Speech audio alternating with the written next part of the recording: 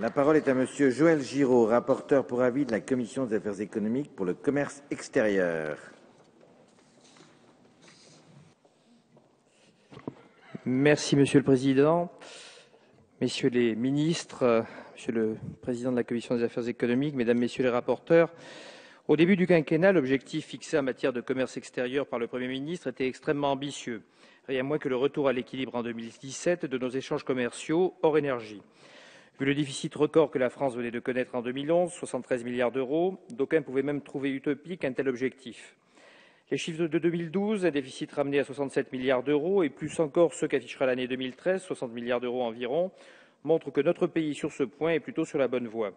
Il faudrait toutefois que l'amélioration s'amplifie nettement pour que l'objectif puisse être atteint, car notre commerce extérieur n'est pas redevenu subitement florissant, son déficit demeure très important et ses défauts majeurs perdurent, notamment le faible nombre d'entreprises exportatrices et l'extrême concentration des exportations en volume sur les plus grandes d'entre elles.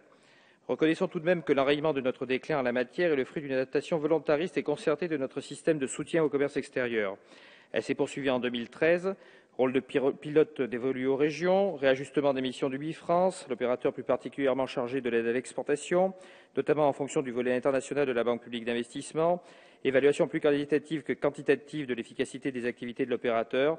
Pour ma part, je considère qu'il est souhaitable que Bifrance privilégie le ciblage et la personnalisation plutôt que le saupoudrage des aides en direction de trop d'entreprises. La réflexion doit porter sur la manière de mettre le maximum de moyens là où les opportunités sont les plus fortes. Cette rénovation du système d'aide pourrait connaître une nouvelle étape importante en 2014 si la fusion entre Bifrance et l'Agence française pour les investissements internationaux est concrétisée. Je ne vous cacherai pas mes réserves sur ce projet, notamment parce que les métiers de l'export et ceux de la promotion auprès des entreprises étrangères de l'attractivité du territoire français font appel à des compétences et une culture spécifiques. Fusionner les deux entités est, à mon avis, plus risqué que de mutualiser un certain nombre d'activités des deux agences, qui me semble là plutôt bénéfique. De très nombreuses réformes ont déjà impacté ces dernières années le réseau international de Bercy. Une réforme de plus ne peut-elle pas être une réforme de trop? J'ai bien noté les arguments en faveur du rapprochement développé par Madame la Ministre en commission élargie, mais si rapprocher est nécessaire, fusionner l'est-il vraiment? Or, adopter la bonne stratégie est d'autant plus nécessaire que les crédits prévus pour 2014 sont plus encore que l'an dernier soumis à la rigueur de la situation que notre économie impose. Les crédits du Bifrance et de l'AFI baissent en effet de 5% environ.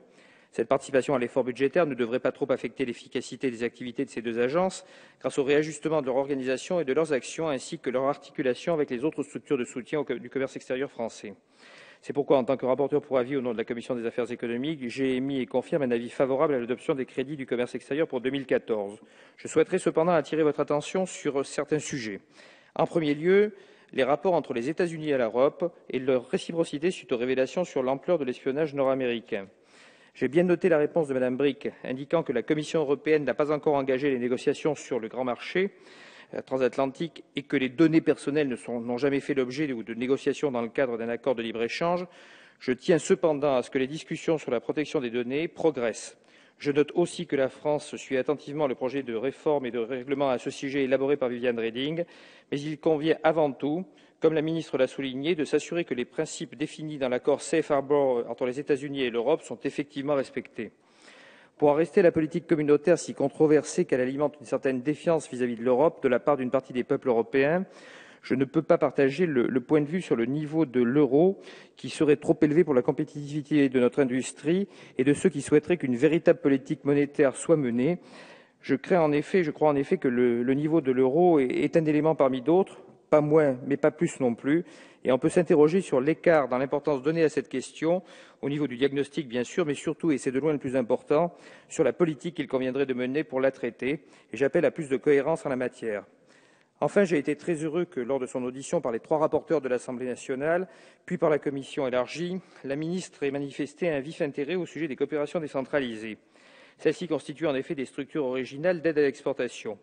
Je note aussi avec plaisir que leur développement est encouragé par le gouvernement, mais il faut, et je conclurai d'ailleurs sur ce point, noter que bien plus que sur Ubifrance, les coopérations décentralisées prennent appui sur le réseau de correspondants de la diplomatie économique. Leur nombre se réduisant comme peau de chagrin, je souhaite que le gouvernement s'engage sur un moratoire sur la baisse de leurs effectifs. Je vous en remercie. Merci, mon cher collègue. La parole